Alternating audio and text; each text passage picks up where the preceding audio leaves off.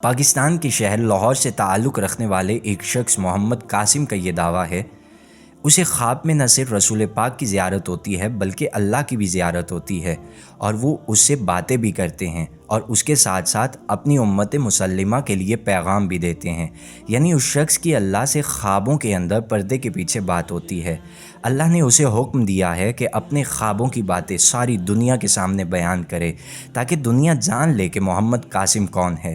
یہ اللہ کا خاص چنا ہوا بندہ ہے جسے خوابوں کے اندر ہی تیسری جنگ عظیم، دجال، ہاجوج ماجوج، عیسیٰ کی واپسی، غزوہ ہند اور پاکستان کے مستقبل کے متعلق یہ بتایا کہ اسے بہت جلد پاکستان کا لیڈر بنایا جائے گا اور اس کے بعد یہ پوری دنیا سے اندھیروں کو دور کر دے گا اور پوری دنیا کی امت مسلمہ کو اکٹھا کر کے اصل اسلام کو نافذ کرے گا۔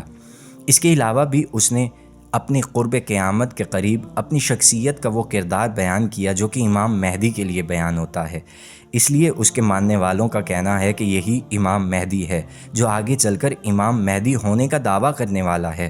دوسری طرف قاسم کی مانیں تو وہ اس بات کا انکار کرتے ہوئے کہتا ہے کہ جب کہ میں نے اپنے خوابوں کو بیان کرنا شروع کیا تو صرف اللہ پر ہی بھروسہ اور ایمان رکھا۔ مجھے پتا تھا کہ اللہ ہی میری مدد کر سکتا ہے اور میرے خوابوں کو حقیقت میں بدل سکتا ہے۔ میں نے اپنے خوابوں کو بیان کرنے سے پہلے نہ امام مہدی کی کوئی حدیث پڑھی اور نہ سنی تھی، اور پھر لوگوں نے مجھے بتایا کہ تمہارے خواب امام مہدی جیسے ہیں۔ یعنی اندازہ کریں، ایک مسلمان کو خبر نہیں ہے کہ اسلام میں امام مہدی کون ہے۔ یہ شخص جو خود کو اہل بیت میں سے اور ہاشمی خاندان میں سے کہتا ہے، اس کو کوئی امام مہدی علیہ السلام کے بارے میں خبر نہیں ہے جن کا پوری امت مسلمہ انتظار کر رہی ہے۔ دوستو، ایسے بہت سے لوگ گزرے ہیں۔ اگر آپ ایک کتاب بھی امام مہدی علیہ السلام کی پڑھ لیں گے تو آپ کو معلوم ہو جائے گا کہ کتنے جھوٹے دعوے دار ہیں جو امام مہدی بننا چاہتے تھے، اور ان لوگوں نے دعوے بھی کیے، جیسے یہ کتاب امام مہدی پر لکھی ہوئی ہے اور اس کے صفحہ نمبر 2 پر ان کی تصویریں بھی درج ہیں جنہوں نے امام مہدی ہونے کا دعویٰ کیا ہے۔ دوستو، ان لوگوں کا کتابوں سے کوئی تعلق نہیں ہے، اس لیے کہتے ہیں کہ ہمیں خواب آتے ہیں۔ تو آئیے خواب کی ذرا سی وضاحت کرتے ہیں۔ کتاب کا نام ہے صحیح مسلم مع مختصر شرح نبوی کے مقدمے میں صاحب کتاب نے لکھا، اور اس پر علماء کا جمع ہے کہ خواب کوئی دلیل شرعی نہیں ہے۔ ایسا ہی کہا قاضی ایاز نے، اور ہمارے اصحاب نے بھی یہی کہا اور اتفاق کیا۔ دوستو، امام مہدی رسول خدا صلی اللہ علیہ وآلہ وسلم کے مشابہ ہوں گے، اہل بیت میں سے ہوں گے، جناب فاطمہ زہرا کے فرزند ہوں گے۔ آپ بچپن سے امام مہدی کی نشانیاں سنتے آئے ہیں، ذرا اس کو دیکھیے اور بتائیے کہ آپ کا عقل اس بات کو تسلیم کرتا ہے کہ یہ امام مہدی ہے؟ اور اس بات کا اقرار خود اس نے کیا ہے ویڈیو میں کہ میں کوئی مذہبی بندہ نہیں ہوں، کلین شیپ ہوں، میں کبھی نماز نہیں پڑھتا، کبھی ٹائم ملے تو پڑھ لیتا ہوں، میں نماز شب بھی نہیں پڑھتا، لیکن میں لوگوں سے کہتا ہوں کہ میں سچ بولتا ہوں، میرا یقین کرو۔ سونے پہ سہاگا صرف خواب کے اندر نہیں بلکہ جاگتے ہوئے بھی اللہ سے باتیں کرنے کا دعویٰ کرتا ہے، جو کہ ہمارے نبی کریم صلی اللہ علیہ وآلہ وسلم نے بھی کبھی نہیں کیا۔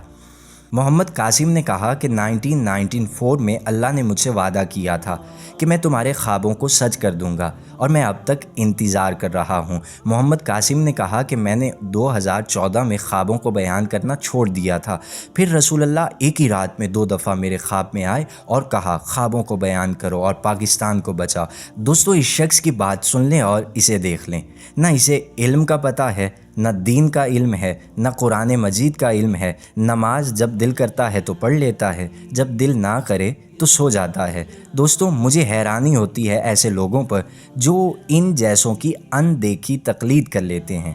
دوستو، یہ فراڈ ہے، اور میں ایک ایک نشانی امام مہدی کے بیان کر کے ثابت کر سکتا ہوں، مگر اس شخص کا چہرہ خود بتا رہا ہے کہ سائیکو ہے، جو بچپن میں ماں باپ کا ستایا ہوا ہے، بہن بھائیوں کا ستایا ہوا ہے اپنی مخنث حرکتوں کی وجہ سے، جس کی وجہ سے اب یہ پاگل پن کی آخری حد کو پہنچ چکا ہے، اور پاگل ہیں وہ لوگ جو اس کے پیچھے لگ چکے ہیں۔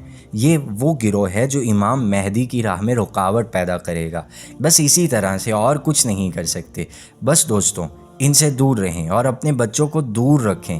اگر ویڈیو اچھی لگے تو لائک کیجیے گا، سبسکرائب کیجیے گا اور شیئر کرنا مت بھولیے گا۔